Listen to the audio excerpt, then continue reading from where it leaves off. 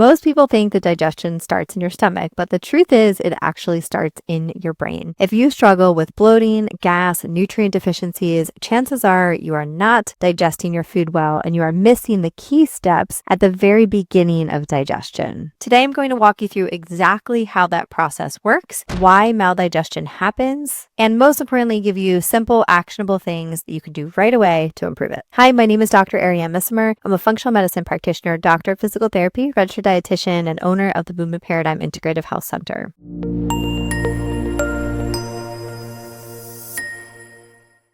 Let's start with number 1, the cephalic phase. Digestion actually starts in the brain. When you see, smell, or even think about food, your brain is going to begin to activate what's called the cephalic phase of digestion. This is where about 40% of your digestive secretions are triggered before you even take the first bite. And here's where it gets fascinating. It's all about your cranial nerves. Your olfactory nerve, cranial nerve 1, is going to pick up the smell of food. Your optic nerve, cranial nerve 2, is going to see it, which is why the presentation of food matters. Your facial nerve and your glossopharyngeal nerve are going to trigger saliva as well as taste. Your trigeminal nerve is going to sense texture as you chew. And the superstar, the vagus nerve, is going to signal to your stomach to make acid, your pancreas to release enzymes, and your gallbladder to release bile. So here is your first action step. You want to pause, most importantly, and smell your food. That one deep inhale signals to your brain to get your digestive juices flowing. Chew thoroughly, specifically 20 to 30 times. This isn't just about manners, it truly is a neurological requirement for digestion. Eat in a calm state. So a stressed body cannot digest properly. If we are in a sympathetic state, we're going to shunt blood flow away from the digestive tract. Take 2 to 3 breaths right before you eat.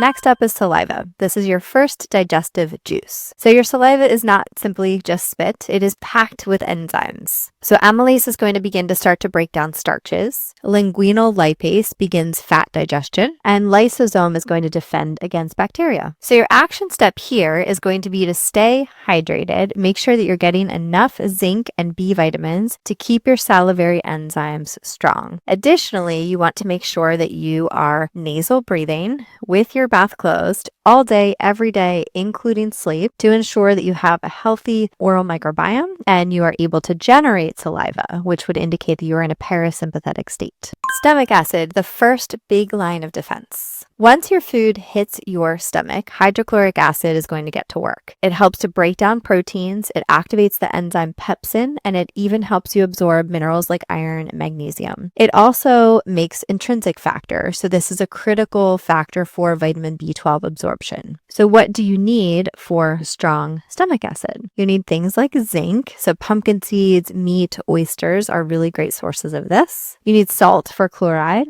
And once again, you need B vitamins, especially thiamine. So if you are feeling bloated about 15 to 20 minutes after meals, you have reflux, you see potentially undigested food in your stool, there's a good chance that you might have low stomach acid. Next up is your small intestine. So the bile from the liver and gallbladder are going to help to emulsify fats. Pancreatic enzymes are going to finish the job. So we have lipase for fats, we have amylase for carbs, and we have proteases for protein breakdown, and nucleus for DNA and RNA. So bicarbonate is going to neutralize the stomach acid so that the enzymes can work well. So to support this step, we want to make sure that we have enough choline. So great source of this is eggs. If not, you want to make sure that your multivitamin has choline in it. Taurine, glycine for bile. Those are 2 of our other amino acids. So you want to make sure that your diet includes magnesium, zinc, and a full amino acid profile to make pancreatic enzymes. So if we are deficient in amino acids, we are going to be deficient in pancreatic enzymes. So if you've had your gallbladder removed, then supporting this step is extra important. You're going to have to support with additional bile supplementation to ensure optimal fat breakdown. So now let's dive into aging and decline in digestion. So as we age, our digestive strength naturally goes down. So 30% of adults over the age of 60 have low stomach acid. So pancreatic enzymes decrease by 20 to 40% by the age of 65. So this is something that is a naturally occurring process, which is why it's so important to make sure that we are doing all of the natural practices that we can do. Bile flow is often also going to slow due to changes in the gallbladder and liver changes over time. So your action step step, if you're over 50 and you're noticing bloating, nutrient deficiencies, fat in your stool, it may be time to look at supporting through enzymes and potentially hydrochloric acid to ensure that you are truly digesting and assimilating the nutrients from the food. So what are your key takeaways that you can start today? As I said, at the very next meal, you can start with this. Number 1 is slowing down and activating your cephalic phase. So smelling the food, chewing 20 to 30 times, and making sure that you're breathing or relaxing before you eat. Supporting stomach acid and enzymes with specific nutrients like zinc, B vitamins, and amino acids. And of course, paying attention to age-related changes. So if you notice symptoms, please don't ignore them. Ensure that you're looking into it. You can do comprehensive stool testing to identify if you have one of these issues. And remember, it's not necessarily what you eat, it's how well you digest it. Thank you as always. Until next time.